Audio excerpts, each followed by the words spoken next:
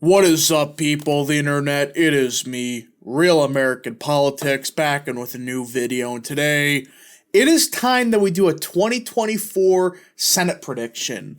I know. I said I was not going to discuss 2024, but I mostly meant for the presidential election until after the 2022 Georgia runoff. Today, we're going to be discussing the 2024 Senate.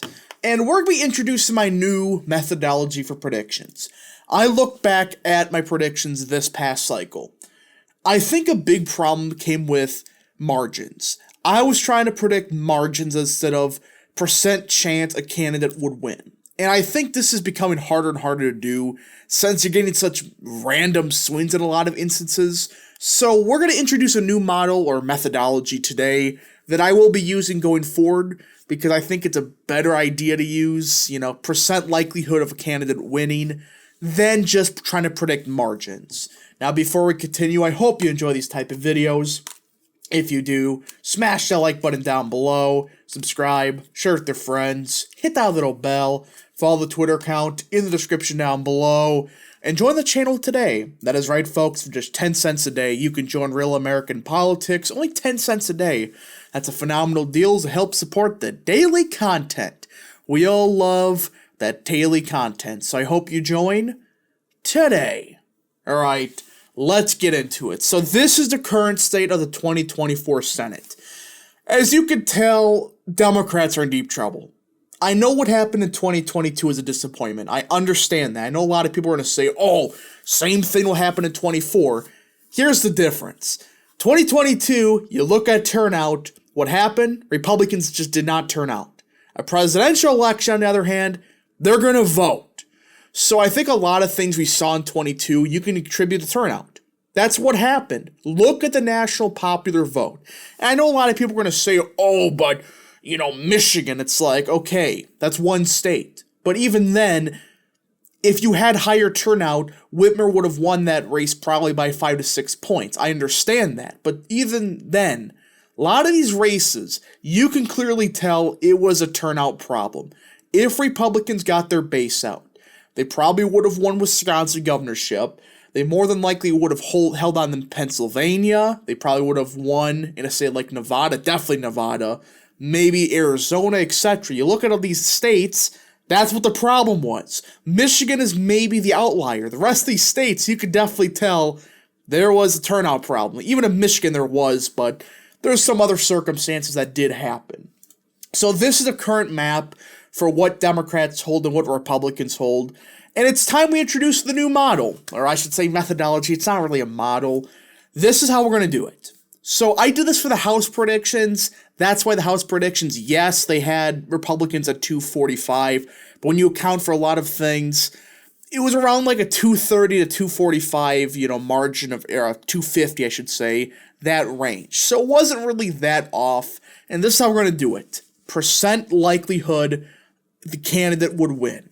For example, these are going to be the ratings on the screen now, all right? It'll be on the corner for the entire video so you get it. Safe will be like an over 90% chance the party would win. Likely would be 90 to 75%. Lean is like 75, 55%. Then we introduce a new one. I'm getting rid of tilt. I think the tilt margin hurt me in a lot of states. I think I'm going to go with coin flip. This is in between a 55 to 45%. This is a race where it is so close, you could flip a coin. It's probably going to be more accurate. So that's what I'm going to be doing from here on out. It'll be at the bottom of the screen so you understand what the exact percentages are. So again, this is kind of just a fun video to get a baseline and showing you how the new predictions will look. So let's start with all the safe states that there's no realistic shot that either party would win. There's not much argument here. Florida, it may be closer than it should be, but Scott, there's realistically no shot Scott loses. People that think he does, no. He's not going to lose, especially with the trends we saw in Florida. There's realistically no shot he's going to lose that Senate race. Now, for the Democrats, I think these are quite obvious. Minnesota, the problem is the clob. There's no realistic path to beating her in the state of Minnesota. Delaware, Maryland, New Jersey. Menendez is maybe close, but I just don't see a realistic path to beat him. All of these states we all know, Vermont, and I'll put Maine in here. Looks like Keene's going to run for re-election, the fake independent that votes with Democrats 95% of the time. So these are the for sure, also New Mexico and Hawaii, can't forget these. These are the for sure, guaranteed, safe Democrat and Republican seats. So now we're going to move over to I would say, let's just go Nevada to Pennsylvania. Let's work our way from the west to the east. Nevada. I think if you run anybody with the higher turnout election, I do think Republicans are the slight favorites in the state of Nevada right now. It's a Republican trending seat. Laxalt nearly won. And you can make some questions about what happened, but either way, you look at where the swings that went against him were, that wouldn't happen in a general election. With DeSantis, with Trump, whoever's on the top of the ticket, unless it's like Nikki Haley, those voters wouldn't swing like 7 points Democrat, rural Nevada. They just wouldn't. That's what dug Laxalt in deep. And I think if you run him, I think you should run him again. That's my honest opinion. But I think Nevada, it's trendy Republican. I think Republicans will win the Nevada Senate race. It's just gonna be close, but I think they are the slight favorites right now. It's leaning towards the Republican Party. Arizona, this one I'm gonna say for now, we're gonna put into that lean to likely Democrat column. For now, likely. I just want to see who the Democrat and Republican candidates are, because if Sinema gets primaried out, I think Republicans win this race either way. If the Democrats don't primary her out, we may have a problem. Because there's a lot of these morons in Arizona that think she's some true moderate. Great, she doesn't vote with Biden as much as some do, but she's not this moderate. She may screw them over on the filibuster. That's about it. That's a problem with Arizona that we gotta look forward. That a lot of these Republicans, quote-unquote Republicans, would rather vote for a Democrat who's, anti-fil or pro-filibuster than a Republican that's good on the issues because blumph. That's a problem we're seeing a lot of these Republicans in the state of Arizona. And I just want to see what the exact, candidates are for this race in 2024. Montana, if you don't run Zinke, you're going to win this race. I don't see a path for a tester to win in the state of Montana. I really don't. You run anybody. Hopefully Rosendale runs. Hopefully anybody but Zinke. If you run Zinke, you're going to lose that state. But it doesn't look like he is going to run. That's a good sign. It's just anybody with a pulse would more than likely beat Tester. I think he even kind of knows it, but even then, it's getting closer than it should, but the most likely scenario is Republicans win the state of Montana. Texas, same deal. If it's Cruz, I think he wins. If it's not Cruz, the Republican win by a slightly larger margin. There's really not much to say in Texas. The Democrats, I can't think of anybody that's realistically going to run in 24 in the state of Texas that has a shot. I just can't think of any. But because it is trending a bit Democrat, again, I think that's a bit overstated. It is going to be a closer race, in my opinion, in Texas.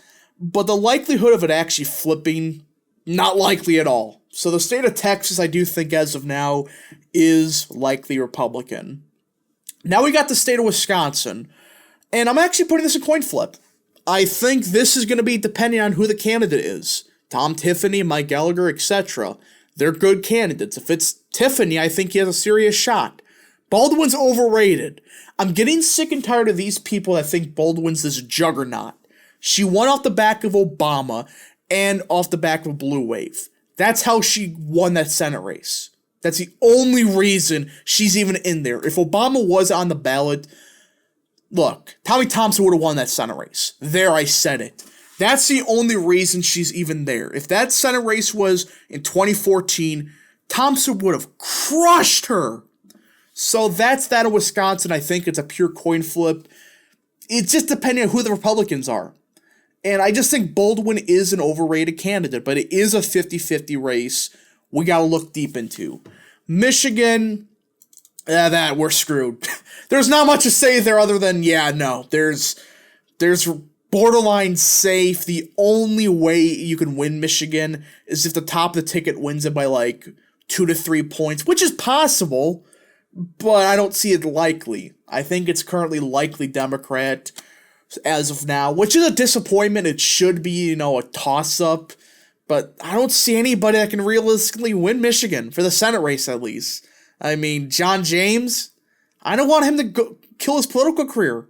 I want him to stay as a representative for a little bit, regain his ground, and then probably run in like 10 years or so. He's too good to not be in office. But Michigan is likely Democrat. Ohio. Guys, Brown is done. He is done. These people that think he has a serious shot, like, okay, fine. If you give him a 30%, fine, all right? But these people that think he's a favorite, you run anybody that's even a wet cardboard would beat Brown in 2024, especially in a presidential year, especially if it's anybody. If it's Trump or DeSantis on the top of the ticket, the state of Ohio is blood red. Brown is also like shitting on a bunch of like rail workers, the whole strike going on. He's shitting on them. It's like, yeah, you're not going to win. I highly doubt it. I just don't think he's going to win. So that's another flip for the Republicans. And same deal for West Virginia. If it's Justice as a Republican nominee, no. I don't see how Manchin could come anywhere close to winning. If it's Mooney, same deal. So I think West Virginia is another flip for the Republicans. Pennsylvania, oh boy, this is gonna get ugly, I think. It appears McCormick is the front runner for 24. I guess he is the best candidate we realistically got. That's not a good sign. But I think he would be a best option for Pennsylvania. He does have a lot of self-funding he could do. And if it makes Democrats waste resources in Pennsylvania, go ahead. McCormick isn't the best, but he's probably our best shot in 24. Not necessarily to beat Casey, but to, get it close, win a couple of House races, and probably win the state of Pennsylvania for the presidential election. Now we got the state of Virginia. It's all dependent on Youngkin. For now, it doesn't seem like he's running for the Senate seat just yet, so that means it is likely to borderline safe that Republicans will lose the state of Michigan or Virginia. And that's it. This is the current Senate prediction with the new methodology. I think Republicans, even if they have bad recruitment, which it actually looks like Steve Daines is going around recruiting good candidates. He's recruiting candidates in West Virginia, like Jim Justice. If you avoid bad primaries, there's a shot you can win a state like Arizona, for example. And I think this is the current state of the map. We're going to flip probably at the bare minimum 3. The absolute bare minimum. Worst case scenario, maybe 2. But we're going to get the Senate in 24. It's a matter of how big of a majority, because you can look, Montana, Ohio, West Virginia, that alone kind of seals it. Even if Democrats hold on to 1, they're going to have to flip something else. What are they going to flip? Texas? I doubt it. So yeah, this is the current Senate prediction. If you guys enjoyed this video, smash that like button down below, subscribe, share with your friends, hit that little bell, follow the Twitter account in the description down below, and join the channel today. Thank you so much for watching. We'll see you guys in the next video. Godspeed to all of you.